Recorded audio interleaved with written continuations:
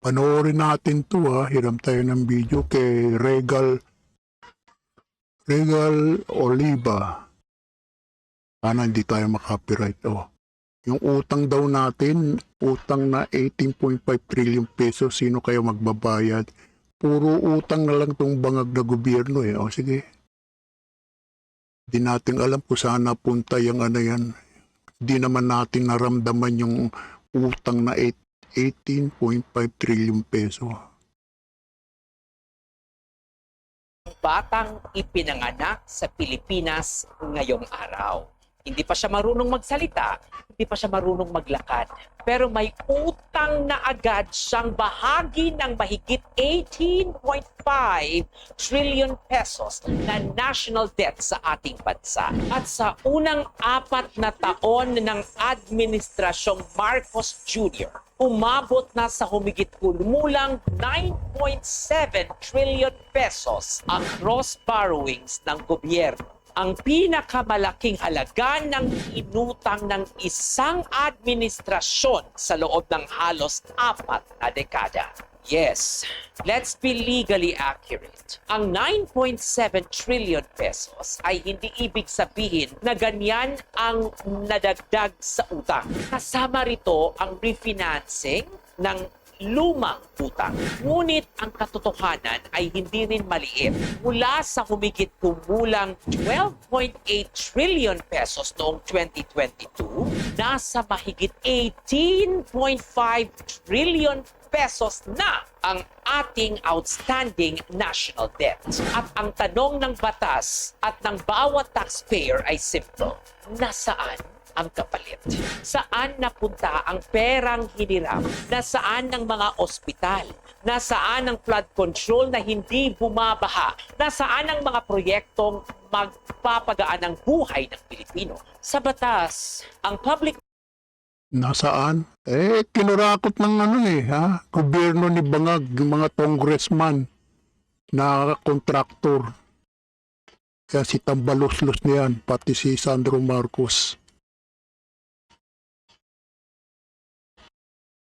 office is a public trust. Ang bawat sentimong inuutang ng gobyerno ay hindi pera ng Pangulo, hindi pera ng Kongreso, hindi pera ng politiko. Pera yan ng sambayanang Pilipino at ng mga susunod pang henerasyon. Kaya kapag patuloy kang nangungutang habang ang taong bayan ay nagtitiis sa mataas na presyo ng bilihin, mababang sahod at sunod-sunod na aligasyon ng katiwalian sa bilyon-bilyong proyekto, hindi sapat ang sabihing normal lang ang umutang. Normal ang umutang, pero hindi normal ang mangutang ng walang malinaw na pananagutan. Hindi normal ang mangutang habang ang taong bayan ay nagtatanong kung bakit pa ulit-ulit ang baha sa kabila ng daan-daang bilyong piso sa flood control. Hindi normal ang mangutang kung ang pinakamalaking minamana ng isang batang Pilipino ay hindi kalidad ng edukasyon, hindi modernong ospital, hindi maayos na infrastruktura, kundi isang napakalaking obligasyon siya rin ang magbabayad balang araw. Ang utang ng gobyerno ay maaaring legal, pero ang pagwaldas ng tiwala ng taong bayan ay hindi kailanman magiging tama. At tandaan ninyo ito, ang utang ay hindi kasalanan. Ang hindi maipaliwanag kung saan napunta ang inutang, yan ang tunay na problema. Grabe, no? 18.5 trillion peso. Grabe. Regal Oliva, ha? Mag-subscribe po tayo sa kanya. Thank you, ha? Dito naman tayo sa Yes, Topacio, ha? Yes, Topacio. At si Juby de Guzman. Ano pala tayo, ha? Hiram tayo video ng SMNI, DZAR Manila 1026. Salamat, ha? Hindi nagti-trickle down. Mataas pa rin ang bilihin ang inflation rate, mataas pa rin ang presyo ng mga produktong petrolyo, Oo. kamote pa rin, at May kasama ulalo. pati hindi niya KMU talaga, kamote na yung ulalo. Yan. At hindi niya mabanggit na tinaasan ng Estados Unidos Oo. ang Uli. taripa Ayun ang masakit. sa Pilipinas. Di ba? Hindi niya Tinaas. na-anticipate yun. Yung turismo, Opo. Bumagsak. nangangamote rin tayo. Halos kulela tayo sa ASEAN countries, sa Yun. tourist arrivals. Talon-talo tayo, di hamak ng Thailand at Vietnam. Singapore din. Nagkabaliktad, ano? Kabaliktad yung sitwasyon. Oo. So hindi rin niya nabanggit yon. Mhm. At ang hindi nababanggit ay yung utang. Utang natin. Utang nating lahat. Utang Oo. ng... Yung utang natin, bangag. Utang ina mo. Puro ka utang, bangag ka. Hindi namin nararamdaman kung saan napunta yung mga utang-utang. Walang subway, wala lahat eh. Ang alam ko, puro kurakot ng mga tungresan mo ha? Na kontraktor, hayop ka. Utang ina mo talaga. Utang ina nyo. Congressman, mga kurakot kayo. Oo. nating lahat. Utang ng lolo mo, kung Utang nabubuhay ng pa. ina mo. Utang ng anak mo. Di ba? Yung mga... Utang ina mo. Bangag. Puro ka kurakot. Mga congressman. Mga senador. Hayop kayo. Utang ina nyo. Utang ng mga nanay. Utang ng ina ninyo. Utang ng tatay. Utang ng ina nila. Ayan. Yung mga buhay pa yung nanay. Ayan. Sa House of Representatives, mga utang ng ina nila yan. Utang nating lahat. Oo. Ayan. Utang tambalulos ka. Utang ina mo. Tambaluslos. Utang Sandro Marcos. Utang ina mo rin. Yung Ilocos mo. Puro ghost. Hayop kayo. Puro kayo kurakot.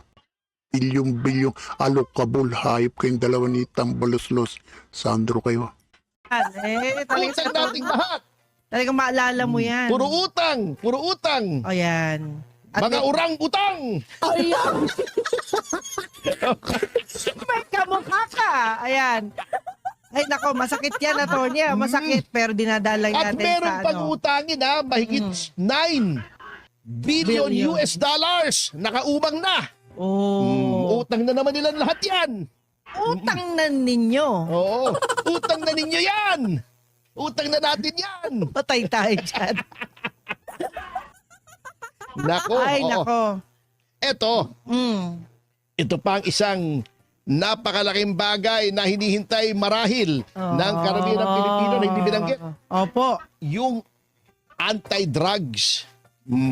Paano yun? Yung pinagbabawal na gamot, hindi niya Ayan. binanggit ni isang salita. Oo nga. Ano yan? Okay lang ba yan? Hindi okay kasi alam mo, tingin ko, yung sinasabi ng ating kapulisan, pasensya na po, marami tayong mga kaibigan sa pulis, Men in uniform, na yes. maaayos na mga tao. Opo. Pero syempre, wala sila magagawa sa ilalim ng bangag na pamahalaan ay kinakalikot ang statistics, ang datos. Ayan. Na sinasabi, bumababa daw ang krimen dito. Oh, grabe kayo. Kanina lang may pinakita ka sa akin. Ano yung pinakita mong video? Yung sa jeep? Marami ho ngayong insidente sa iba't ibang panig ng Pilipinas, lalo na yung mga jeep, di ba kita nyo naman, pinapasok yan kahit sino, anytime. Meron dong mga kabataang mga nakahubad pa at Nakubad! Napakahalay. Pantaas Oo. lang, pantaas lang. Okay. Pantaas lang. Ipanagin mo. Pero, ipanagin mo. ang masakit dyan, mananaksak pa kayo kapag hindi kayo nakabutan o kaya naman po hahablutin nyo yung gamit ng pasahero anytime. Ito ho ba gawain na normal na tao, attorney? Ay hindi, biro mo. Nakahubad sila. Bago gagamitin nila yung kanilang sandata. Oo. Yun, sandata na. Sandata, kutsilyo eh. Yung mga maliliit na tinutusok. Oo, yan. Ito, attorney, nakakatakot to. Hindi ho ito normal na nangyayari nung araw. Siyempre nakakatakot. Saksakin ka ba naman ng kutsilyo? Talaga matatakot ka. Abot mo na lang gamit Hindi mo. kaysa nakakatuwa yun. Alam mo, masaksak ka. nagtanong Hindi ako sa mga tao Oo. na nasaksak ng kutsilyo. Oo. Walang natuwa. ka. Natakot lahat. Patutuwa niyan. Masakit yun. Masakit. Ano naman? No? SMNIA, DCAR, SSS, Attorney Topacio, at si Juby de Guzman. Salamat O bangag, utang daw, utang ina mo. Kakasuhan mo na raw si Tambaloslos.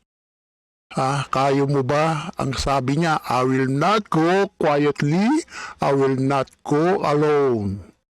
I will not be for guy for other people corruption. Tandaan mo yan Kakasuhan mo na, sabi mo sa SONA Ilan? Kailan? 1 buwan, 2 buwan, 3 buwan? Kakasuhan pa lang? Utang ina mo talagang bangag ka, hayop ka. Yung mga Guardiola, AXIS. Nakasuhan na ba yan? Boying, utang utang ina mo, hayop ka. Puro kayo, kupal kayo. Utang ina nyo.